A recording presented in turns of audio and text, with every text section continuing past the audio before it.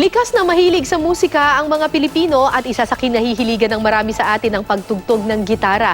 Pero alam nyo ba mga kapuso, may mga gitarang kung hindi mabilis masira ay pangit naman ang tunog. Kaya sa proyektong tinawag na Gitara ni Juan, layo ng iba't ibang grupo na iangat ang kalidad ng mga gitarang gawang Pinoy. Ito ang ating Misyon Solusyon.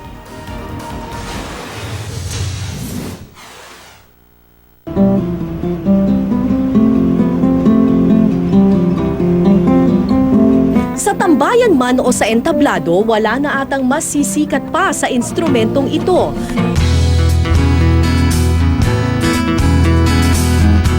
Sa isang barangay sa Pampanga, mahigit 5 dekada ng kabuhayan ng mga taga rito ang paggawa ng gitara. Binata pa si tatay.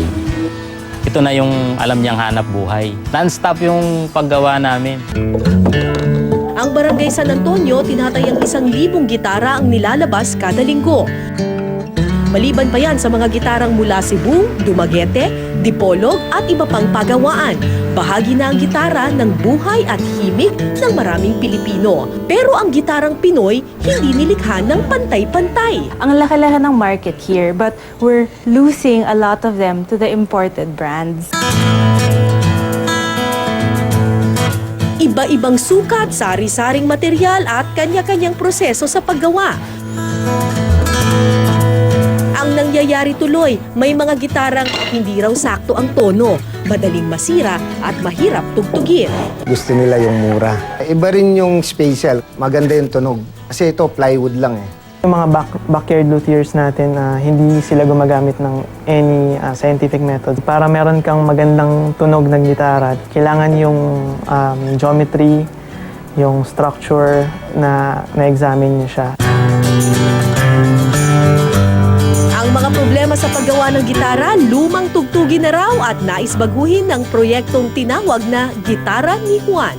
Layo nitong bigyan ng lokal na industriya ng pinakamahusay na pamantayan sa sukat, materyales, proseso at kalidad ng tunog ng gitara. Ang kahoy na gagamitin sa lahat ng gitara ni Juan mula sa mga punong likas na matatagpuan sa bansa. 12 prototype classical guitar ang bunga ng kanilang pagsisikap. We're very proud of this particular research and product because we are able to produce a type of guitar, yung Gitara ni Juan, of high quality.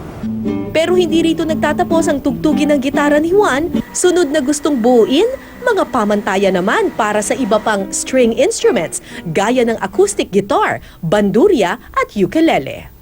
If from the start, maganda yung instrument mo, pati yung guitar players that we produce, aakit din yung level nila. Just the pride na, yung gamit kong guitar made in the Philippines.